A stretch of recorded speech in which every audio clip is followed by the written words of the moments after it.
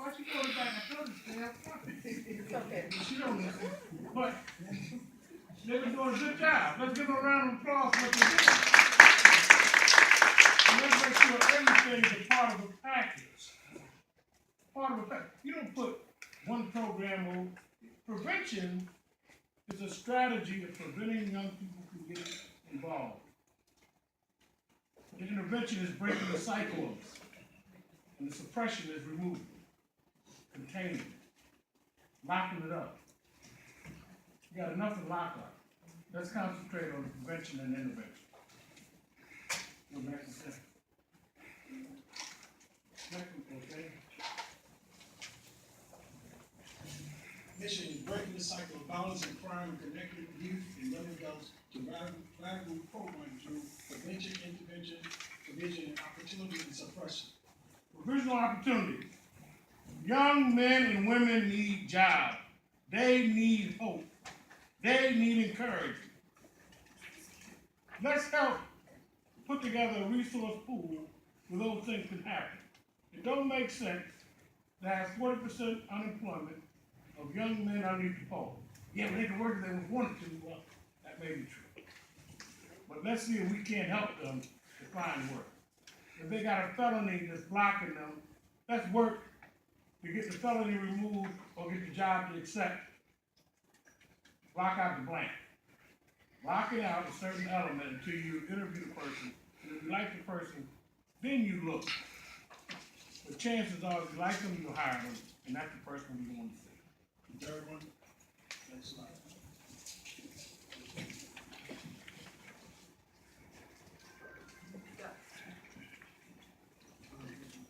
Okay.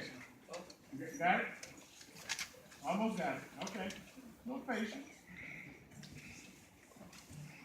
At risk, we see age 13 to 16, age 17, nonviolent offenders seeking community reentry. We've got people that we know that are went to jail. Yeah, went to jail. That's right. Didn't make them horrible when they went in. It don't make them horrible when they come out.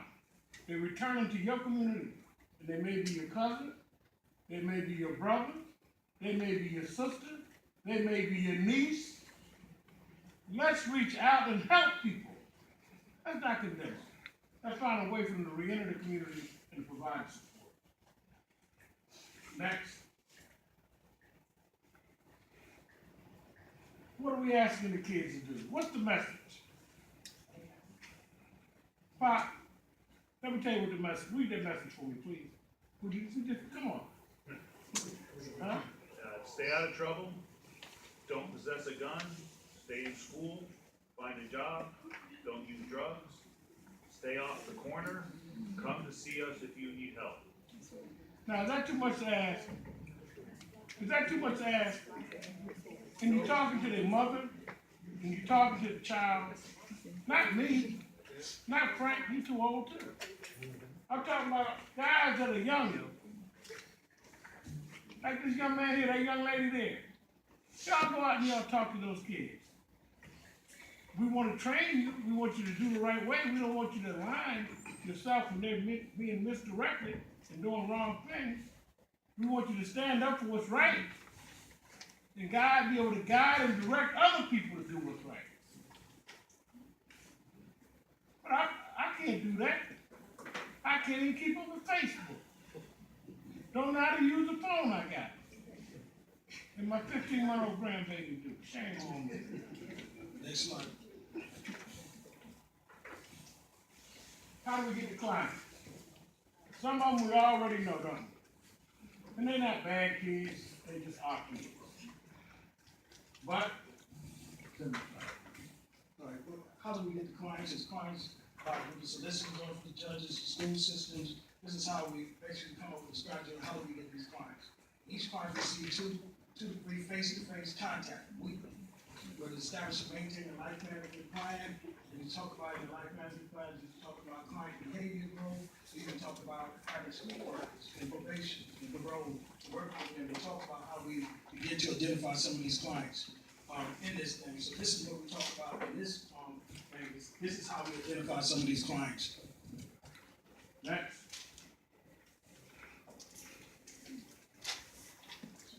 requiring partnerships between public agencies and community organizations. And you see here, we talk about these partnerships. It's gonna take the city of Myrtle Beach, police department, Horry County Schools, the county solicitor, the DJJ, the solicitors, probations. All these are partners that we're looking at to identify to work with us. We know that most kids that we identify, we talk about, there are some kids that are part of DJJ, some kids are part of the Welcome Our Mental Health, those kids have been evaluated. We have a tracking system right now, and we can track kids right now in the Horry County schools that's getting services by Welcome Our Mental Health, even those kids that are part of DJJ, even with DSS. So we're talking about bringing the partnership, working collectively with the schools and with our city government to begin to identify some of these kids. Next slide, please. Other requirements for success, we talk about coordination, collaboration, and ongoing communication, accountability, and transparency. And what that means is a constantly coordination and working with each other, collaboration, different agencies working with one another. And that's what our goal is here, is bringing people together, working with Washburn, Myrtle Beach High School. We talked about some of the kids that are coming back from alternative school. How do they get placed in a program? Like if it's a Joshua Academy, there's another program that can help them with life skills or other issues of dealing with behavior modification. Do you know that when a kid leaves the alternative school, they have to have an exit? They call it an exit review. And in that exit review, the kid have to be, it's a contract that the kid have to sign, that when they get back into their base school, what they need to be doing. So what we're suggesting is partnering up with the family and the schools and working with them where the kid can hold up to what they are required to do when they get into the schools. I tell most of the kids, I'm your lawyer. Because when those kids get in trouble, guess what? I'm at those hearing officers meetings, and if those kids get in trouble, they can contact me or contact their principal and say, listen, I want to talk to Mr. Mcray, or I want to talk to someone else. It would be someone else that we have on our team to work with us on. So that's what we talk about in this partnership.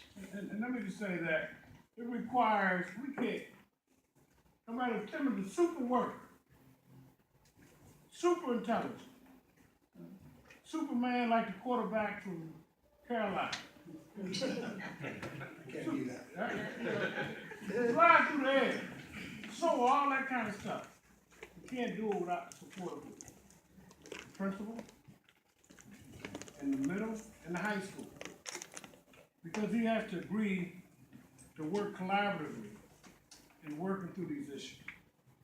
It's to his benefit, in my view, to do that, because that means there's a greater chance of peace and tranquility and education taking place in this facility. So we want to work with him. We want to work with the middle school. We want to work with the police.